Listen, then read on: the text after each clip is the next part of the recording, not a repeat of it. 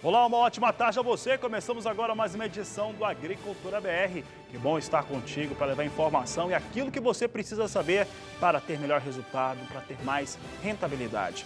Olha, nessa edição do Agricultura BR, nós vamos falar a respeito de seguro rural, como que as garantias de produção têm funcionado.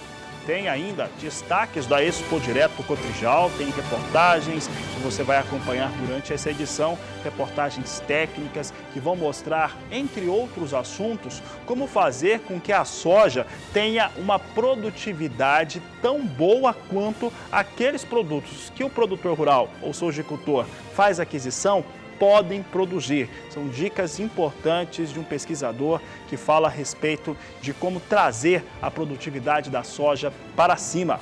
Vamos falar também a respeito de agricultura familiar. Você vai acompanhar nessa edição os números para as lavouras de soja e milho no estado do Paraná. Tem mercado físico, tem mercado futuro e muito mais. E vamos começar falando a respeito de uma intenção do governo, um projeto que já está começando a ser trabalhado, que vai fazer o seguinte, com que produtores rurais venham a fazer investimentos na Bolsa, no mercado futuro das commodities agrícolas. Para falar a respeito deste assunto, explicar qual que é a intenção que o governo tem e como que isso pode beneficiar principalmente os produtores rurais, eu vou conversar com o Walter Pulga Júnior, está em São Paulo.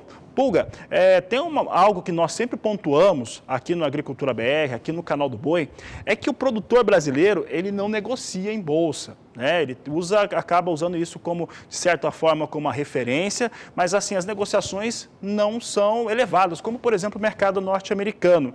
Será que estamos vendo uma perspectiva de mudança nesse cenário? Boa tarde. Boa tarde a você, Fabiano. De fato, o produtor rural brasileiro não faz normalmente operações em bolsa. Isso fica restrito a poucas grandes empresas, grandes frigoríficos, por exemplo, no mercado de boi, ou grandes empresas que atuam aqui e ali no mercado de etanol ou no mercado de soja.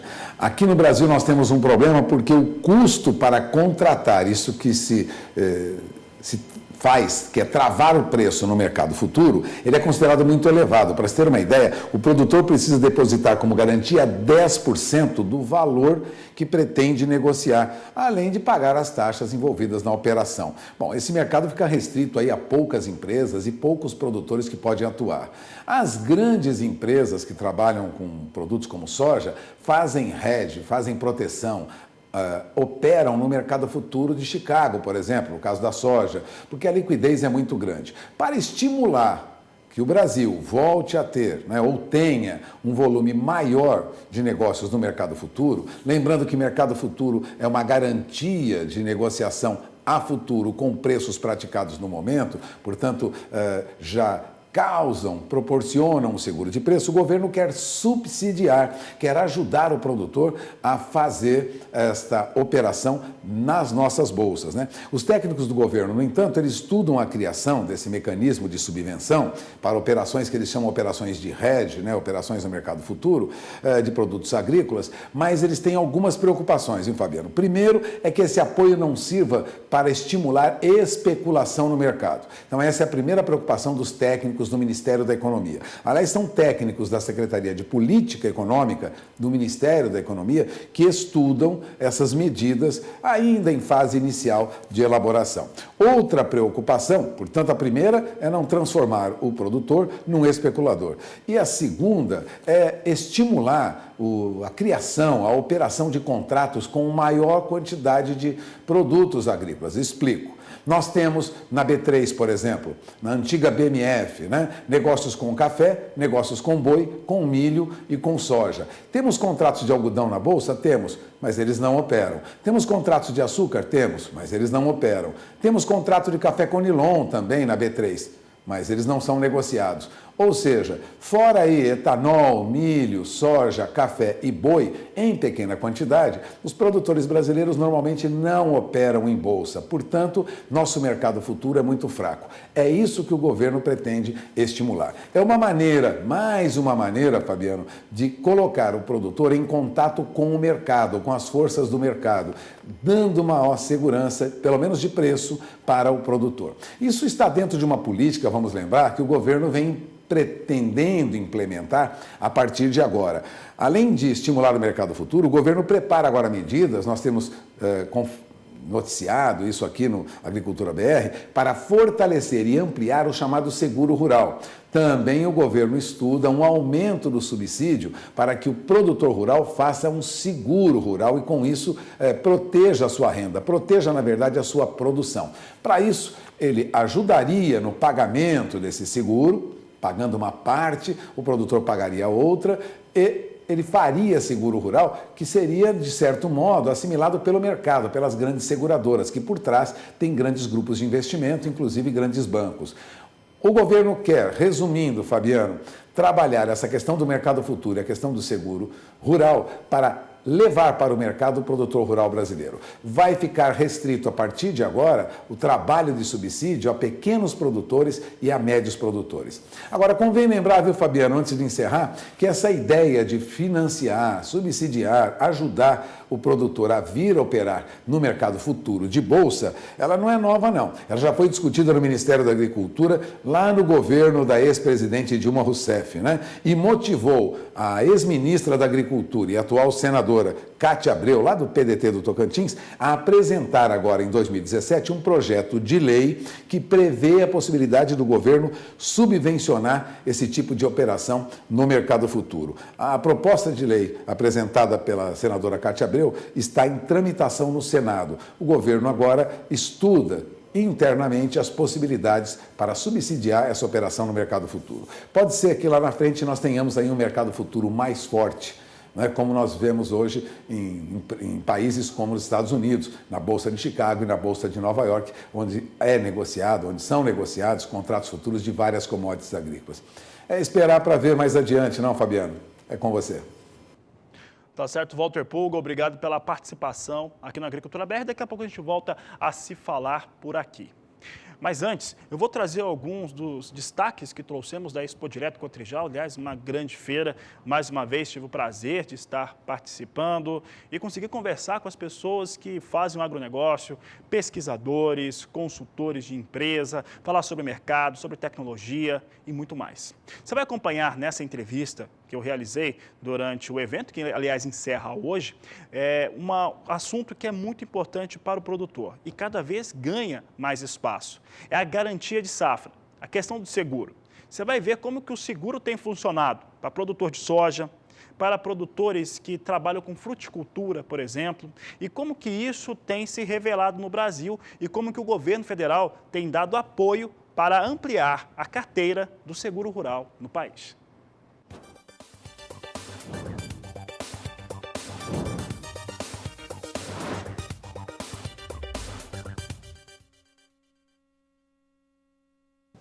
E um dos temas que está sendo tratado e tem sido muito buscado pelos visitantes na Expo Direto Cotrijal é o fator de seguro, garantia para a safra. Para falar sobre este assunto, eu vou conversar com Everton Todescato, engenheiro agrônomo, que vai falar um pouco a respeito desse tema. Everton, como que tem funcionado e como tem sido a procura do produtor rural pela garantia da sua produção, pelo seguro da sua produção? Bem, nos últimos anos essa busca tem aumentado, muito impulsionado por um apoio que é fundamental, que é o Programa de Subvenção do Seguro Rural do Ministério da Agricultura. Esse apoio faz com que o produtor tenha um estímulo à contratação das apólices de seguro. E para o produtor se proteger, proteger seu patrimônio e proteger a sua produção. Qual cultura, o tipo de produção que é mais buscada para ter esse tipo de garantia, Everton?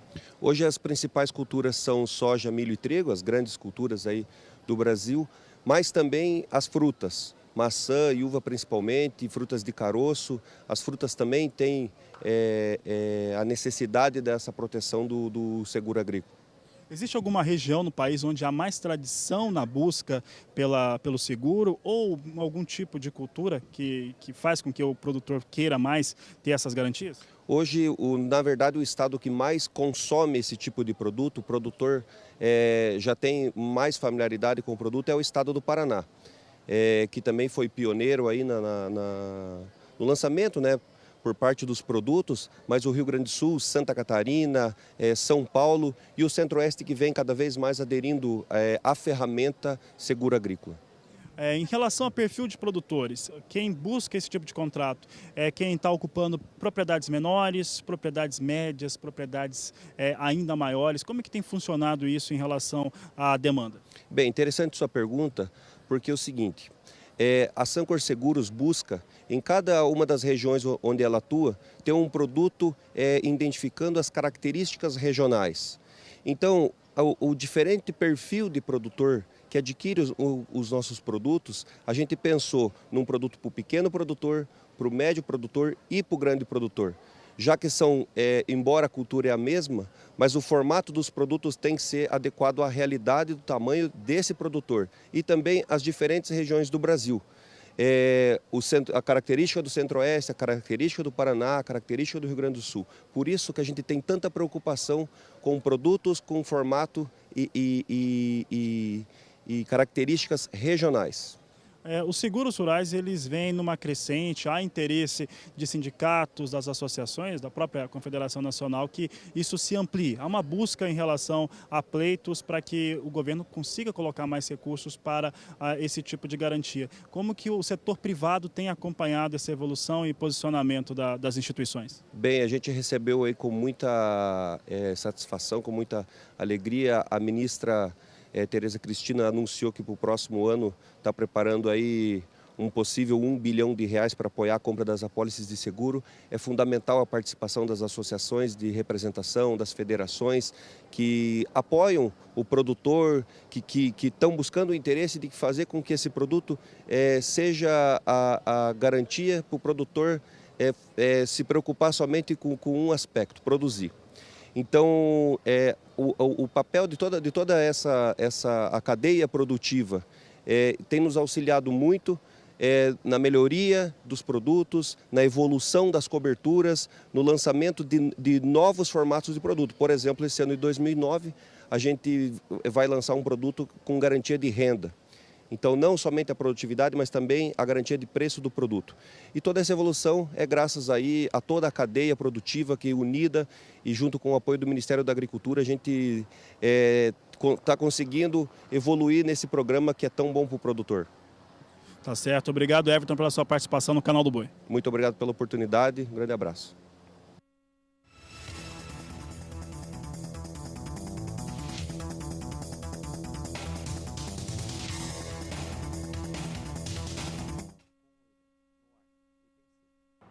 Bom, ainda hoje você vai acompanhar outros destaques da Expo Direto Cotrijal. O assunto por aqui é soja e soja no estado do Paraná. O Departamento de Economia Rural da Secretaria de Agricultura do estado do Paraná divulgou os números para as lavouras paranaenses, para soja, para milho, feijão, arroz e demais culturas. Você vai acompanhar agora as informações para a soja, porque por lá chegou a 66% a colheita da oleaginosa e 80% da soja que está no chão vem com boa qualidade, é o que você acompanha comigo aqui no gráfico. 80% em boa qualidade, o destaque agora do Agricultura BR, 18% vem em condições médias, 2% em condições ruins, de acordo com o Departamento de Economia Rural do Estado do Paraná, é o que você acompanha aqui comigo no Agricultura BR. Vou continuar falando de soja, mas agora soja no cenário internacional. Vamos saber como é que vem os negócios com soja em Chicago. Soja em Chicago vinha agora há pouco com uma alta, chegava a ganhar até 7, 8 pontos nas posições de mais curto prazo. Você vai acompanhar agora como é que vem o mercado ao vivo para soja. Temos soja subindo um pouco mais no mais curto prazo, chega a 9 centes de dólar, 9 centes de dólar a posição de maio em relação à sua alta, vem a 9 dólares 7 centes mais 4 por bushel.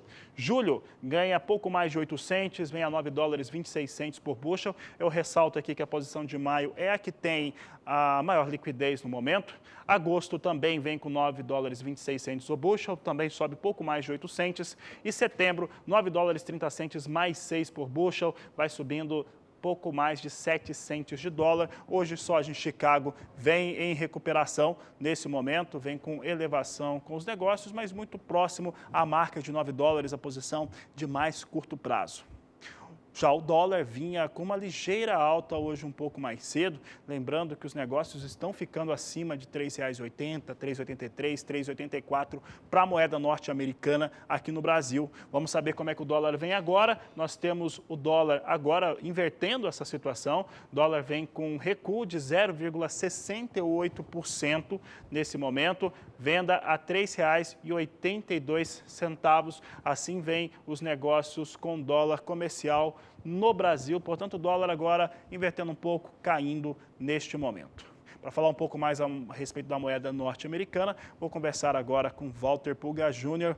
Pulga, o dólar vai tendo durante a semana pequenas elevações, pequenas altas, mas vem acompanhando aquele cenário dos R$ 3,80, próximo a R$ 3,83. Quais são as informações sobre a moeda norte-americana? Olha, Fabiano, não há perspectiva, pelo menos no curtíssimo prazo, de uma queda de novo para o dólar na faixa de R$ 3,80, né? Mesmo com essa baixa, vamos dizer, que nós temos hoje, o dólar opera em queda a 13,82, lembrando que ontem passou de 13,84, né? Nós tivemos na quinta-feira uma alta de quase 1%, está devolvendo, na verdade, os ganhos que nós tivemos ontem. Há informações de que as negociações entre China e Estados Unidos, que balizam toda a movimentação do mercado financeiro internacional há mais de 2 meses, caminham bem. E isso traz, a princípio, alguma movimentação positiva para países emergentes, no aguardo aí dessa negociação que ocorre entre as duas maiores potências econômicas do mundo, China e Estados Unidos. Mas, de qualquer maneira, o que ocorre é que o dólar, de novo, pega de surpresa todos os analistas, não, Fabiano, do mercado de câmbio, né? Quem esperava dólar abaixo de 13,70 já vê o panorama completamente diferente, já não se espera mais o dólar abaixo de 13,70, muito menos de 13,80. O dólar se mantém acima de 13,81, 13,82 e chegou já a operar na máxima do dia hoje acima de 13,86. Então a perspectiva é de que o dólar mantenha essa valorização para os próximos dias, não há fator que possa influenciar para que o dólar venha em queda. Portanto, 13,82 e acima disso. Agora caindo, mas provavelmente ainda, vamos dizer, volte a subir. Há muita oscilação no mercado hoje quando falamos de dólar. E enquanto isso, o que acontece com a Bolsa? Agora há pouco a nossa Bolsa tinha uma forte alta, hein? Passou dos 99.390 pontos, por pouco chegou aos 9.400 pontos, se aproxima mesmo dos 100 mil pontos que o mercado espera desde janeiro. Bom, por volta de 11 horas e 40 minutos no horário de Brasília, né? O índice Bovespa já subia 0,69%. Chegou aí aos 99.287 pontos, foi mais além, foi aos 99.393, repito, agora em 98.994, ou seja, ligeiramente abaixo de 99 mil pontos, tem uma alta ainda de 0,41%. O que causa esse movimento de alta mais acentuada é que alguns papéis, notadamente de ações como de Petrobras e Vale, têm tido alta, né? Eles sobem em bloco. Há muitos papéis, as chamadas blue chips, né? São as ações com maior volume de negociação na Bolsa, elas vêm em alta. Normalmente Vale, Petrobras, temos também alguns outros papéis como Itaú, Bradesco, papéis, ações, né, do Itaú, do Bradesco, Banco do Brasil, elas sobem em bloco. Portanto, isso puxa o índice Bovespa para cima. São números e dados recordes que o mercado já esperava. Agora, vale lembrar, Fabiano, 99 mil, 100 mil pontos não significa recorde real na Bolsa. Comparando com inflação, comparando com o dólar, nós ainda estamos longe dos bons tempos que nós tivemos da Bolsa no passado. De qualquer maneira, em pontuação, estamos aí atingindo números recordes hoje, de novo, na nossa Bolsa, na B3, onde são negociados os papéis de empresas brasileiras que têm negociações de ações no mercado. É esperar aí os próximos dias, o caminhar das negociações para aprovação aqui no Brasil da Previdência, da reforma da Previdência, Fabiano, para ver como o mercado vai se posicionar. A princípio, os olhos do mercado ainda são positivos, mas o dólar é uma surpresa, acima de 3,82, acima de 3,83. É com você, Fabiano. Obrigado, Walter Pulga, obrigado pela participação aqui no Agricultura BR. E eu vou aproveitar para falar de um tema, acabei falando de soja, mostrei como é que está a soja em Chicago, e eu vou relacionar agora, com a ajuda dos meus amigos da FC Stone, eu vou relacionar soja com carne suína e você vai entender por quê. Olha só, tá vendo aqui? Pode colocar na tela. Deixa na tela aqui, por favor, a tela de Chicago. Aqui nós temos os últimos negócios por lá. Observe que está subindo. A alta é de 7 centes a 9 centes de dólar nas posições de mais curto prazo. Tá? E de acordo com a apuração da FCA Stone, isso vem acontecendo por alguns motivos. Olha só, nesta última quinta-feira, como acontece tradicionalmente, o Departamento de Agricultura norte-americano divulgou os seus dados de exportação de embarques. E ali, até o último dia 7 de março, teve 23, na semana encerrada em 7 de março, 23.800 toneladas de carne suína em uma semana que os Estados Unidos venderam para a China. Isso por si só já é motivo de alta, claro, para o mercado de carne suína. Tanto é que nós tivemos em Chicago a carne suína negociada batendo o seu limite de alta, coisa que não acontecia desde 2013. Desde 2013 não tinha uma alta tão elevada como essa para a carne suína, que continua se elevando. A peste suína lá na China tem ganho mais espaço, tem afetado mais os rebanhos chineses, China que é o maior consumidor desse tipo de carne.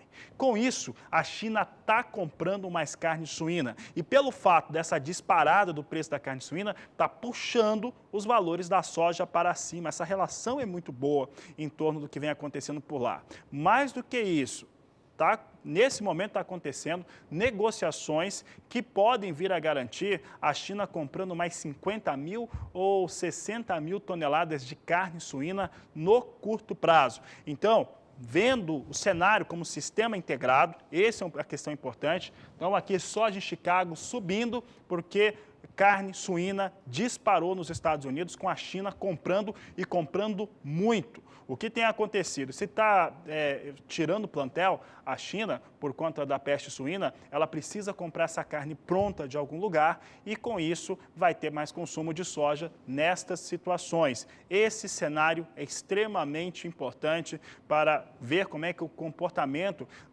do preço da carne suína, mas principalmente da tonelada da soja ou bushel da soja, se comporta no cenário internacional. Aqui no Brasil, nós temos soja sendo negociada a R$ 79,00 a saca no porto. Foi a última informação que eu recebi aqui, é isso que nós temos. Veja só que no Porto de Santos e Porto de Paranaguá, soja a R$ 79,00 a saca de 60 quilos, com as informações da Grãos Corretora. Nesta última terça-feira, eu conversei lá em Nome Toque com o André Pessoa, da Agroconsult, e ele estava falando o seguinte: a grande questão hoje no mundo não é nem as perspectivas que se tem de produção no Brasil, mesmo de exportações, porque todas elas dependem desse desarrolo entre Estados Unidos e China no seu comportamento aí em relação ao acordo comercial, que seja fixo ou seja provisório, precisa-se ter mais informações a respeito deste tema e é isso que deve determinar os valores, principalmente para a oleaginosa em 2019. Mas a questão é, Estados Unidos vem com estoque muito forte de soja, está com esse estoque muito alto de soja exatamente no momento da janela de venda do Brasil. Eu vou mudar de assunto porque daqui a pouco a Agricultura BR vai mostrar para você como é que vem as lavouras de milho lá no estado do Paraná. Daqui a pouco na Agricultura BR. Aproveite para entrar em contato conosco, mande a sua mensagem no nosso WhatsApp, é o 679-9656-2266. Voltamos já! E o assunto por aqui agora no Agricultura BR é a cultura do milho.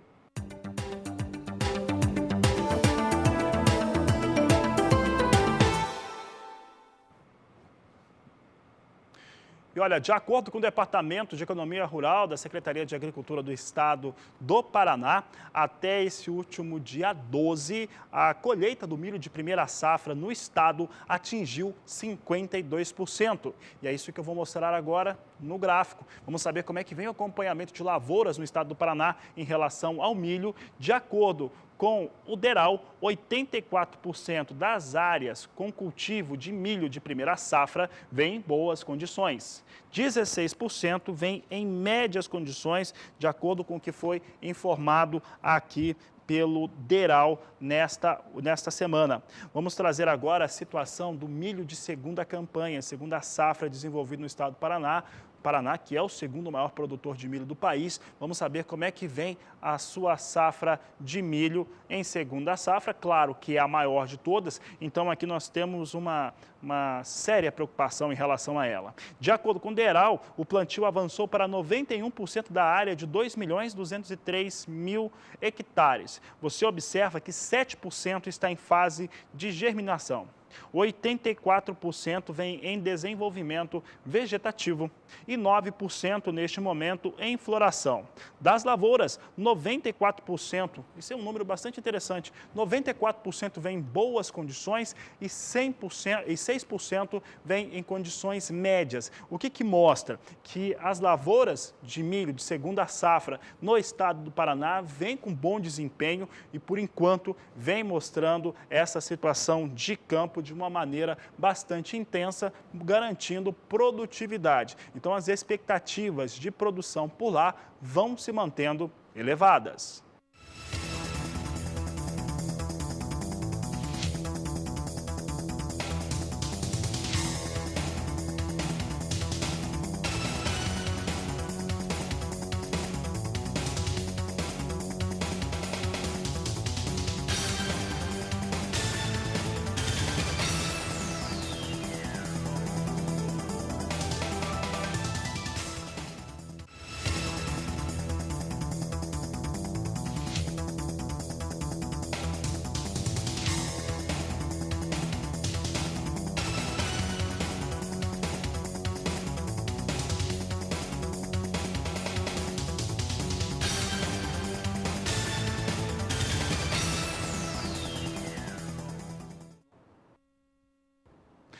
Eu for comentar um pouco a respeito do mercado de milho, eu destaco que o mercado de milho aqui no Brasil vem com boas perspectivas. Isso ocorre por conta de estimativas que mostram uma elevação no consumo interno.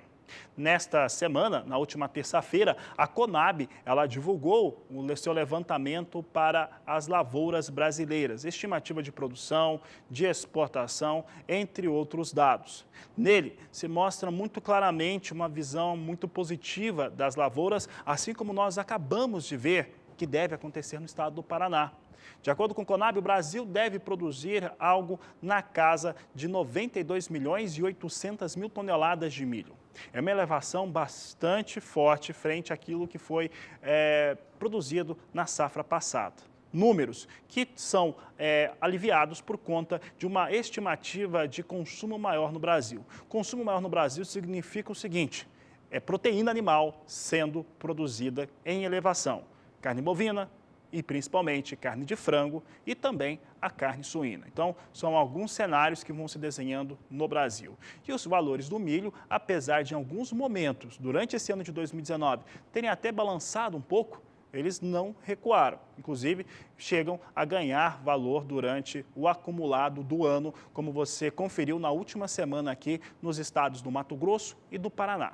Vamos saber agora outras informações, cenário internacional para o milho, porque há muita circulação de informação de compras de grandes empresas aqui do Brasil a outros países, como Paraguai e também a Argentina. Vamos saber o valor internacional, referência é a Bolsa de Chicago. Por lá, hoje nós temos um dia positivo no complexo soja e também para trigo e para milho vinha no sinal para cima. Vamos saber como é que vem agora. Vai subindo, sobe pouco, mas sobe. Vai subindo entre cerca de 2 centos de dólar por bushel nesse momento as posições negociadas com milho na Bolsa de Chicago. Posição de maio vem a 3 dólares e 73 centes o bushel, julho 3 dólares e 82, setembro 3 dólares e 88 centes mais 2, dezembro 3 dólares e 95 centes mais 6. Assim vem os negócios com milho na Bolsa de Chicago.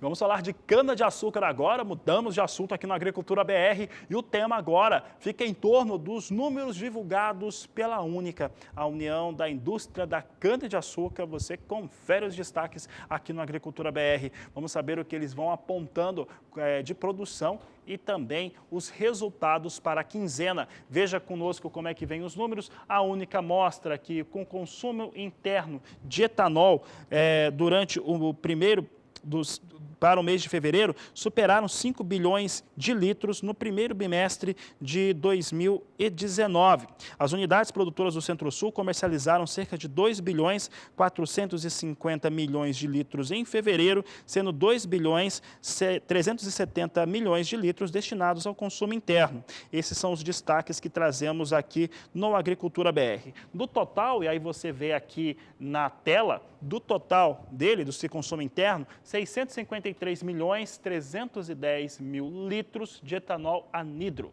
E etanol hidratado, olha o número, 1 bilhão 710 milhões de litros foram vendidos em fevereiro. Você observa aqui um dado bastante elevado, representa uma alta de 46% em relação aos números que foram divulgados para a mesma época do ano passado. Na mesma época do ano passado, esse número aqui até inverte, o 7 com 1. Em fevereiro de 2019, consumo de etanol hidratado foi de 1 bilhão 710 milhões de litros.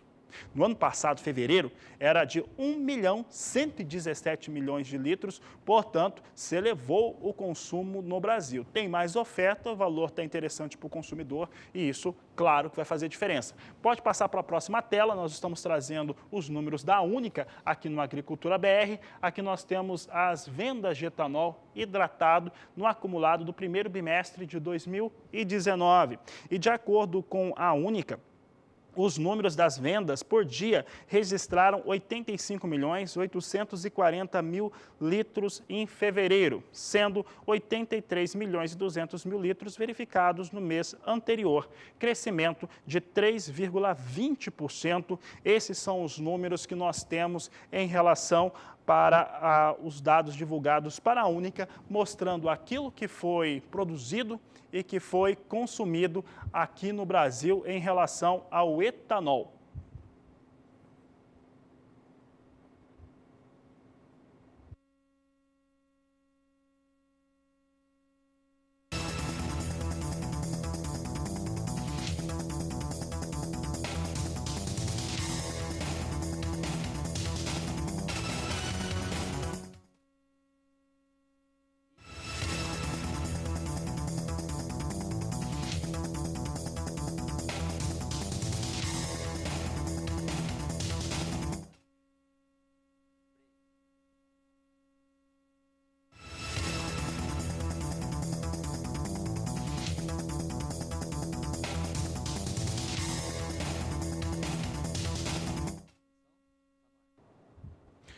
E daqui a pouco, na Agricultura BR, nós vamos ver que o setor do florestal, lá no estado do Mato Grosso, tem reclamado bastante de uma situação que tem impactado por lá quem trabalha no setor florestal. Daqui a pouco o Valdir Pacheco vai explicar essa situação, mas o fato é que não tem ninguém satisfeito por lá, essa nova lei tem incomodado os produtores. Vou aproveitar para convidar você a participar do programa mais uma vez. Você pode mandar a sua mensagem, foto, vídeo, pergunta sobre os mais diversos assuntos aqui para o Agricultura BR no nosso WhatsApp.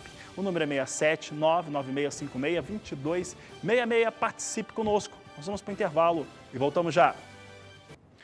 E olha, exportadores de madeira no estado do Mato Grosso estão encontrando grandes dificuldades com essa nova lei da FETAB e afirmam que podem ter prejuízos. É o que você vai conferir agora na reportagem.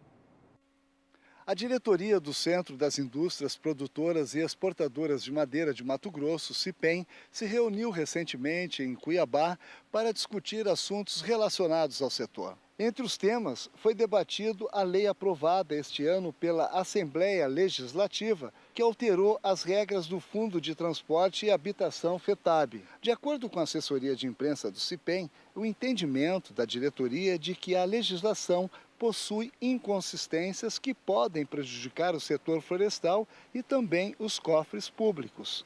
A principal delas diz respeito à redação de alguns pontos que descreve os produtos florestais sobre os quais incidirá a cobrança. Em alguns, há entendimento de bitributação, enquanto que em outros de isenção. O objetivo é tornar a cobrança justa para todas as operações. De acordo com a publicação, também há uma preocupação com a chamada triangulação da produção. Sobre o assunto, o CIPEM informou que fará um resumo explicativo que será enviado aos associados com o objetivo de evitar possíveis transtornos com o fisco. Durante a reunião, os membros da diretoria também informaram que estão acompanhando, ao lado da Federação das Indústrias do Estado de Mato Grosso, a discussão da proposta de reforma tributária feita pelo governo estadual.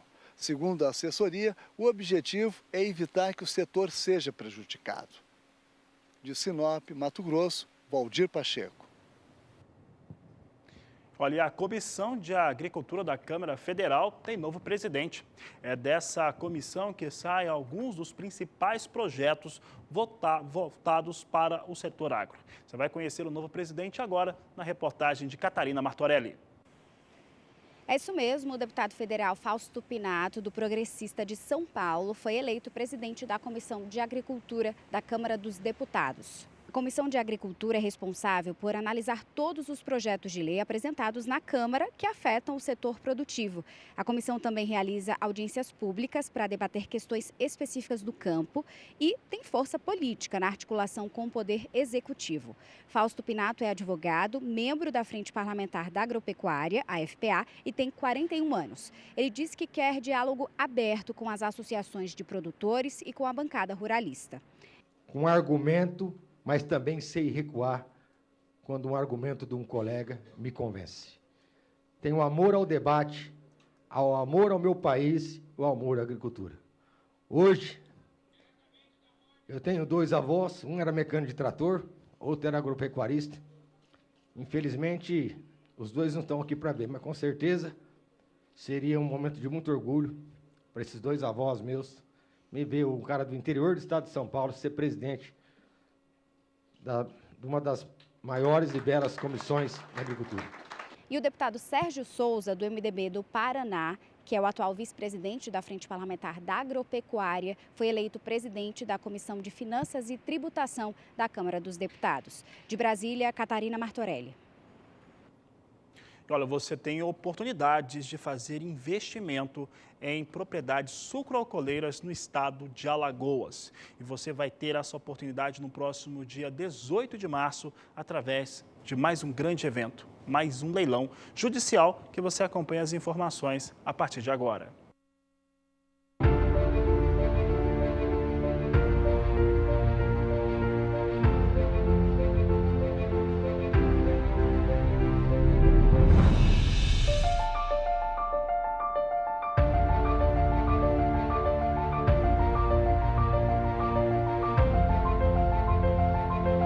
A expectativa para a safra 2018-2019 de cana é positiva para os alagoanos. E aqui surge uma grande oportunidade para você investir na produção sucroalcooleira no estado de Alagoas, através do leilão judicial da massa falida Lajinha Agroindustrial, Unidade Guaxuma. A unidade está em uma área de 17.154 hectares, localizada no município de Coruripe, em Alagoas. A primeira praça desse leilão será realizada no dia 18 de março de 2019, às 14 horas de Brasília. A segunda praça será no dia 30 de março de 2019, às 14 horas de Brasília, com deságio de 50% do valor da avaliação. Este imóvel da Lajinha Agroindustrial está livre de quaisquer ônus e você terá toda a garantia jurídica. Se você quiser mais informações, é só entrar em contato diretamente pelo telefone 0 operadora 11 4950 9660 ou pelo endereço eletrônico canaljudicial.com.br/Guaxuma.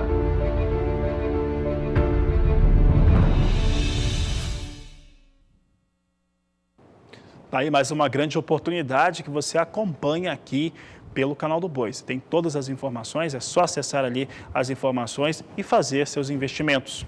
Olha, daqui a pouco no Agricultura BR você vai saber a respeito de dicas importantes para o produtor de soja. Como que são essas dicas? São técnicas de campo para fazer com que aquilo que é investido, que por exemplo pode gerar até 100 sacas por hectare, que ele chegue mais perto disso, dentro de todos os talhões separados na propriedade rural. É um assunto muito interessante para quem quer elevar o seu nível de rentabilidade e também de produtividade com oleaginosa. Você vai conferir também, e ainda hoje, os destaques para o mercado do café, como é que estão as exportações brasileiras e negociações do café lá na Bolsa de Nova York. Nós vamos para o intervalo comercial e voltamos já. E olha, eu vou trazer agora algumas das novidades da Expo Direto Cotrijal. Eu estive lá até ontem, fiz os programas, ou parte dos programas Agricultura BR de lá, trouxe informações aqui para o Canal do Boi. Minha colega Annelise está por lá ainda para garantir a você as informações desse grande evento. E olha, andando pelos estandes, nós vimos algumas situações que elas são importantes, não só pelo fator de preservação, mas também de sustentabilidade e garantir produções. Olha, você vai conhecer agora uma colmeia que está sendo proposta para se colocar em propriedades rurais para aquelas abelhas solteiras, aquelas que andam sozinhas e às vezes ficam no chão, né? Nas áreas de produção de soja e quando passa a máquina acabam morrendo, para que elas tenham lugar para ir. Por que ela é importante? Porque ela faz polinização, ela e outros insetos que polinizam. Então o que acontece? Você garante que elas continuem esse processo e faz com que se mantenha ali aquela situação nativa. E dizem até que polinizam mesmo a soja em alguns períodos. É o que você vai conferir agora na entrevista do Agricultura BR.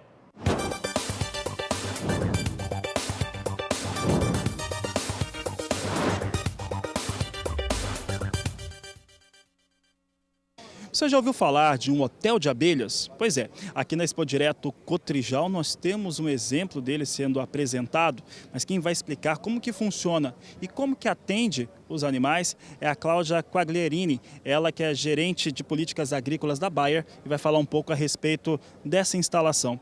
Cláudia, como é que funciona esse hotel? Em que localidades na propriedade ele pode ser aplicado? O hotel de abelhas, a funcionalidade dele é para as abelhas solitárias.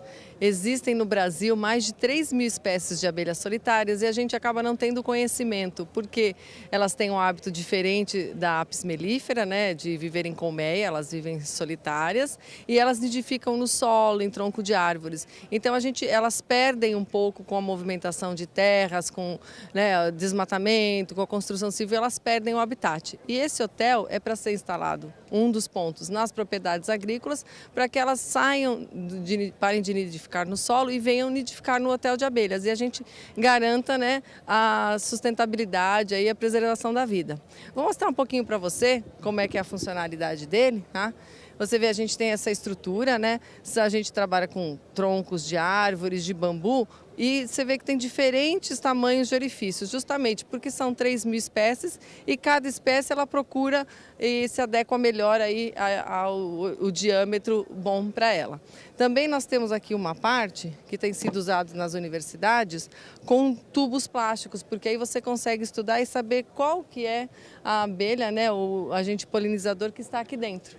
Isso é muito interessante também. Né? Nas propriedades agrícolas, a gente recomenda que o hotel seja colocado perto dos pomares, dos jardins ou nas áreas de mata de preservação nativa, justamente para que a abelha que está ali no plantio de soja, no milho, em qualquer outra cultura, ela pare de se hospedar ali e venha se hospedar aqui e não corra nenhum risco.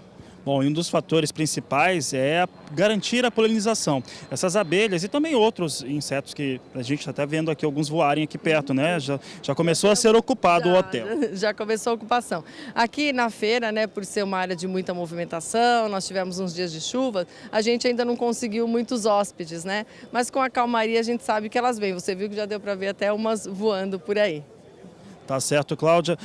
Produtor rural que se interessou, quer saber mais, quer aplicar um hotel de abelha na sua propriedade, como é que faz? Ele pode procurar qualquer um dos nossos representantes da Bayer, tá? O agricultor que for cadastrado no AgroServices, que é o programa de pontos da Bayer, ele pode fazer o resgate e receber isso na sua propriedade. E com isso também a gente fala para ele como que é a instalação, como que é a manutenção, que na verdade a manutenção é muito simples, né? Vai ficar na mata para um habitat bem adequado aí à vida das abelhas solitárias. Obrigado, Cláudia, pela entrevista ao Canal do Boi. Muito obrigada.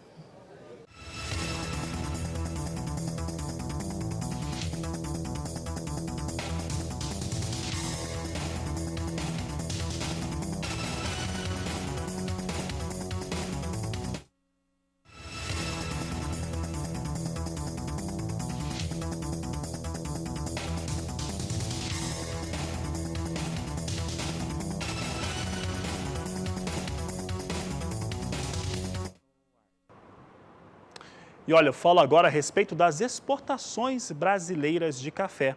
E de acordo com o Secafé, que é o Conselho dos Exportadores do Café aqui no Brasil, entre julho de 2018 e fevereiro de 2019, o acumulado da safra 2018-2019 foram 27.850.000 sacas de café que foram embarcadas pelas tradings que operam no Brasil.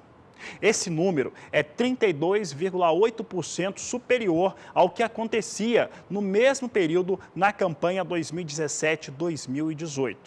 Houve elevação também nos recursos, naquilo que está sendo faturado pelas tradings. E esse faturamento está mais elevado em 8%. E de acordo com o Secafé, ele somou 3.775 bilhões de dólares para esse período. Portanto, julho de 2018 até fevereiro de 2019, acumulado da campanha atual. Já que eu falei das exportações brasileiras de café, vamos saber agora como é que vem os cafés sendo negociados lá na Bolsa de Nova York, plataforma AS Futures. Você tem aqui café na posição de março, vem perdendo um pouco, vem com 93 centes de dólar mais 95 por libra-peso. Negócios aqui seguem bastante complicados, abaixo de $1 por libra-peso no mais curto prazo. Posição de maio vem a 97 centes de dólar mais 55 a libra-peso. Julho, $1 mais 20 por libra-peso. Setembro, $1 mais 3 por libra-peso aqui, $1, 3 centes por libra-peso na posição de setembro. Posição de setembro, só voltando aqui um pouco, ela vem aqui, é importante para o Brasil, para o cafeicultor brasileiro. Boa parte da safra brasileira é negociada em relação a essa referência aqui. Que isso é uma situação, principalmente para os cafés melhores que são produzidos no Brasil, que precisa mudar. A Agricultura BR vai para um rápido intervalo comercial. Daqui a pouco nós vamos voltar com muito mais informações para você. Você vai acompanhar os destaques em relação a como conseguir ter melhor resultado, melhor produtividade nas lavouras de soja no Brasil. Aproveite que nós vamos para o intervalo e mande a sua mensagem, participe do programa conosco. Mande foto, vídeo aí da sua produção ou perguntas para a nossa produção. Você pode ir no Facebook do programa, no Twitter, do canal do Boi, e você também pode participar através do WhatsApp. Você pega seu telefone aí, abre o aplicativo e manda a sua mensagem no 67996562266. Nós vamos para o intervalo comercial e voltamos já. Olha, eu estava na Expo Direto Cotrijal até essa última quinta-feira. Conheci muita coisa, conversei com muita gente, quero agradecer a todos que estiveram por lá. E, olha, um dos lugares mais agradáveis e que eu pude conversar muito mais com as pessoas foi o chamado Pavilhão da Agricultura Familiar. E eu gosto demais dessa visão do Rio Grande do sul do país, mas especificamente do Rio Grande do Sul, a respeito de como fazer como uma pequena propriedade ser um grande negócio.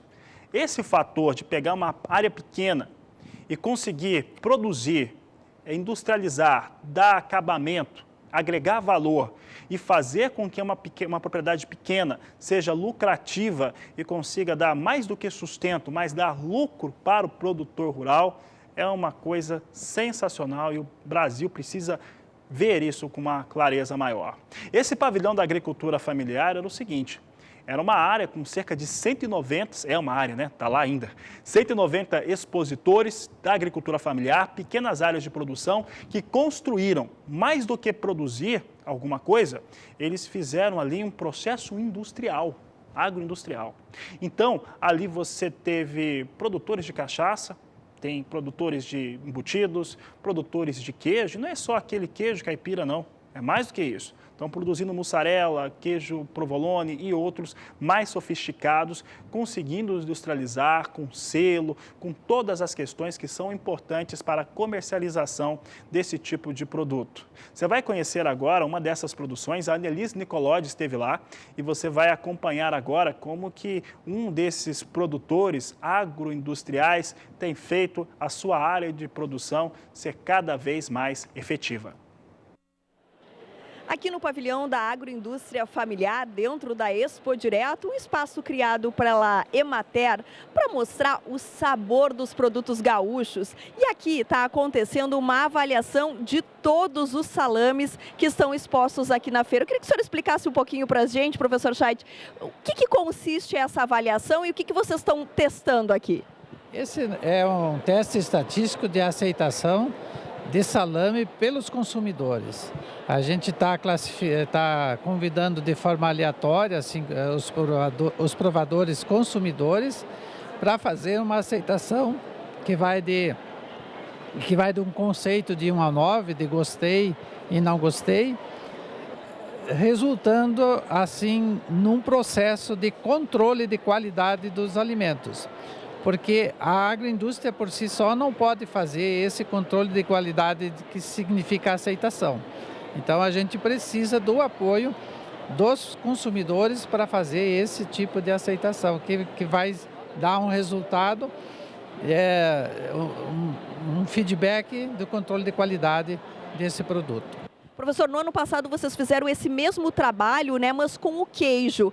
Dá para encontrar aí que as indústrias estão indo atrás de aprimorar esse trabalho? Perfeito. A devolução que a gente fez dos processos de qualidade que aconteceu, essas agroindústrias implementaram procedimentos nos seus processos que melhoraram assim a qualidade, e a gente não fez ainda um novo teste de aceitação, mas a gente já percebeu a recepção por essas famílias de agroindústria que estão fazendo a melhoria do seu produto.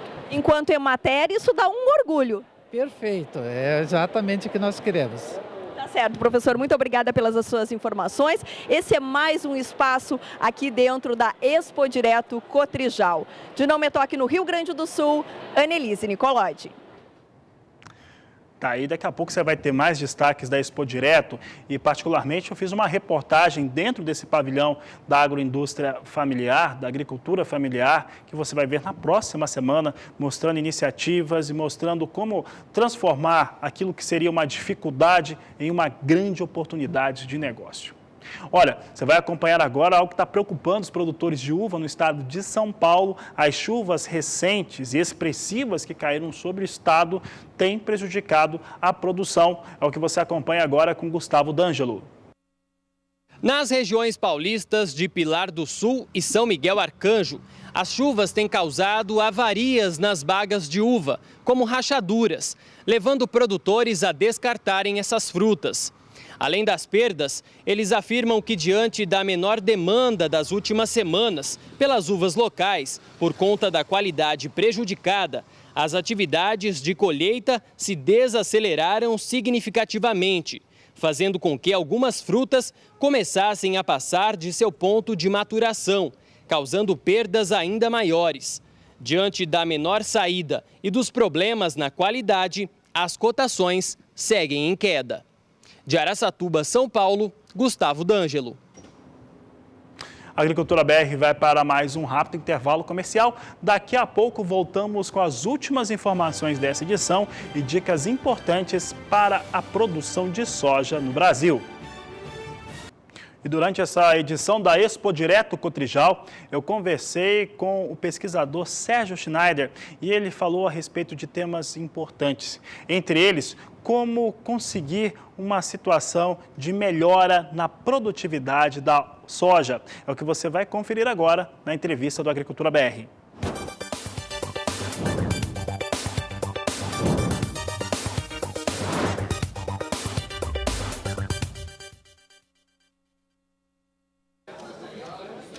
E aqui na Expo Direto Cotrijal, tive o prazer de conhecer aqui o Dr. Sérgio Schneider, da consultoria AgriPlus. E nós vamos falar aqui um pouco a respeito de manejo para atingir altas produtividades.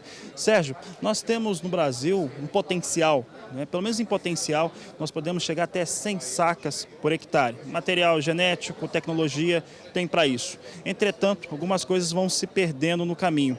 Isso é uma falta de gestão, de gerenciamento, de aproveitar melhor aquilo que se tem. O que tem acontecido hoje nas áreas de cultivo de soja?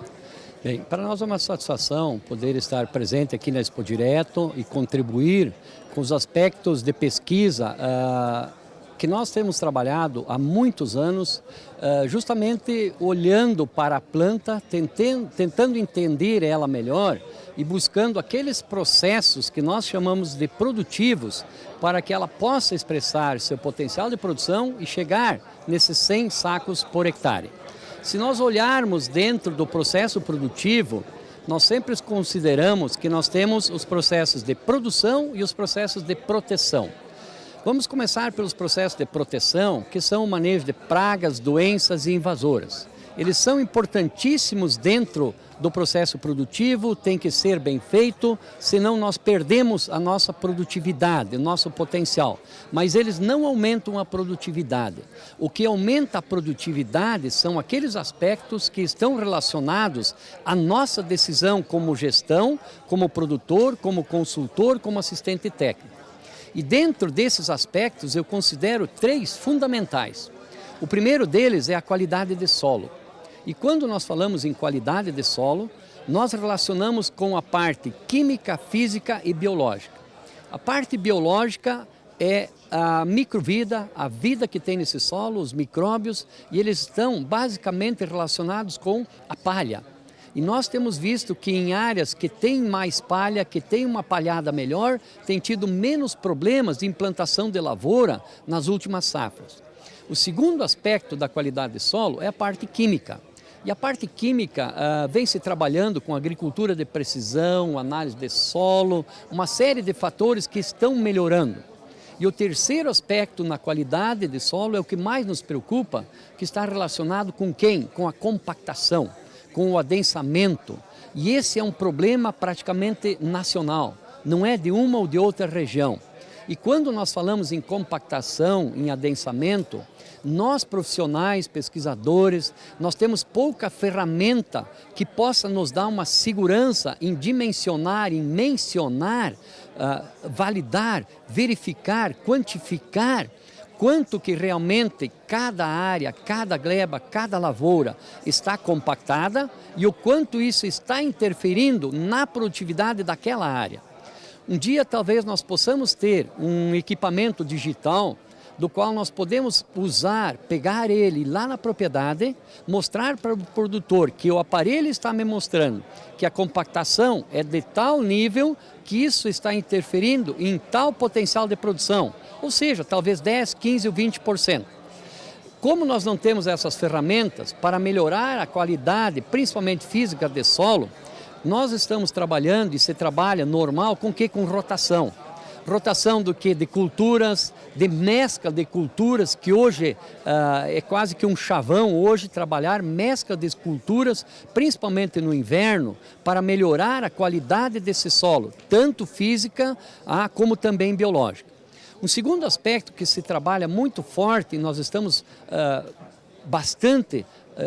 trabalhando muito forte no sentido de que a qualidade da nossa semente precisa melhorar.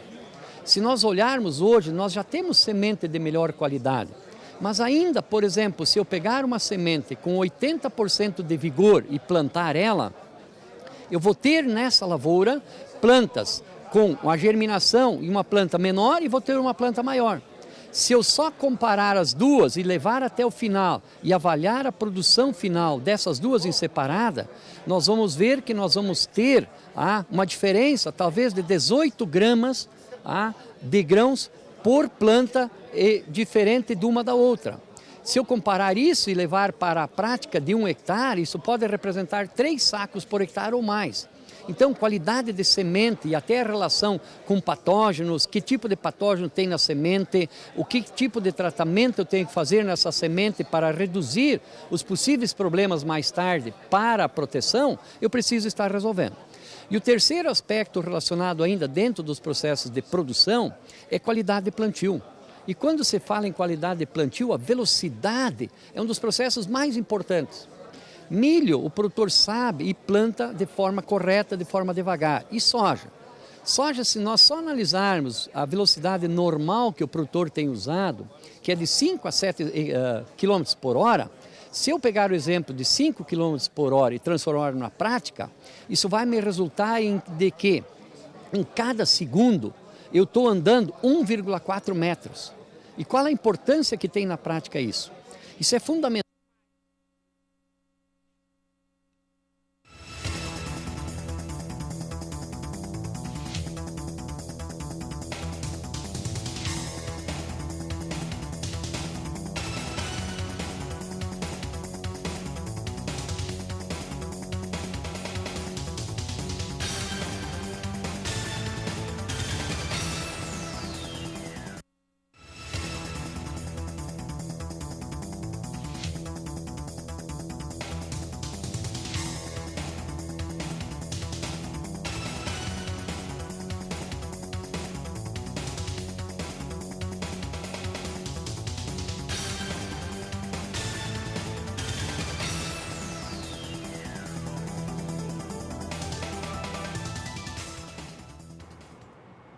Informações a respeito de soja, Sérgio Schneider conversou conosco. Você ainda vai ter, durante a programação do Canal do Boi de hoje e na próxima semana, outros destaques desta edição da Expo Direto Cotrijal, 20ª edição, inclusive, que teve aí muita informação, muitos destaques, como você acompanha pela programação do Canal do Boi. Já que eu estava falando de soja, vamos saber de alguns fundamentos importantes para o preço da soja aqui no Brasil. Soja em Chicago segue subindo. Vamos saber como é que vem os valores agora. Continua subindo, sobe um pouquinho menos do que na abertura do programa. Olha só, posição de maio tem maior liquidez, vem com 9 dólares 700 o bushel, alta de pouco mais de 8 centes de dólar. Julho, 9 dólares 20 centes, mais 4 por bushel também, sobe 8 centes. Agosto, a 9 dólares 26 centes mais 6 por bushel, subindo 8 centes. E a posição de setembro, 9 dólares 31 centes por bushel, subindo 7 centes e meio de dólar. São os destaques para a soja negociada na Bolsa de Chicago. Mais uma vez eu lembro aquele fundamento, o FC Stone estava trazendo essas informações a respeito dessa compra mais forte de carne suína da China. China comprando carne suína dos Estados Unidos, comprou 28.300 toneladas na semana encerrada em 7 de março. Mais do que isso, nesta sexta-feira deve ter a confirmação da compra de mais 60 mil toneladas de carne suína. Isso fez com que os valores da carne suína negociada nos Estados Unidos chegassem ao ápice dos valores, que é uma coisa que não acontecia desde o ano de 2013. Isso ajudou bastante a puxar os preços da soja para cima. Essa alta aqui, ela é, de certo modo, um reflexo desse posicionamento chinês em comprar produtos norte-americanos. Vamos saber como é que vem o dólar. O dólar vinha em recuo na abertura do programa. Como é que vem o dólar sendo negociado aqui no Brasil? Dólar agora cai mais um pouco, estava 3,82 com uma queda de 0,60%, agora perde 0,91%, negociado a R$ 3,81. Esses são os negócios que nós temos com a moeda norte-americana aqui no Brasil. Vamos saber agora como é que vem a soja sendo negociada nos portos brasileiros. Tínhamos valores a R$ 79,00 a saca em Santos e Paranaguá. O valor continua o mesmo, R$ 79,00, de acordo com a Grãos Corretora. E olha, com essas informações, esta edição do Agricultura BR fica por aqui. Nós voltamos logo mais a partir das 17h20, porque você já sabe, este é o Agricultura BR, a inteligência e a transparência do agronegócio sempre com você. A todos uma ótima tarde e até mais.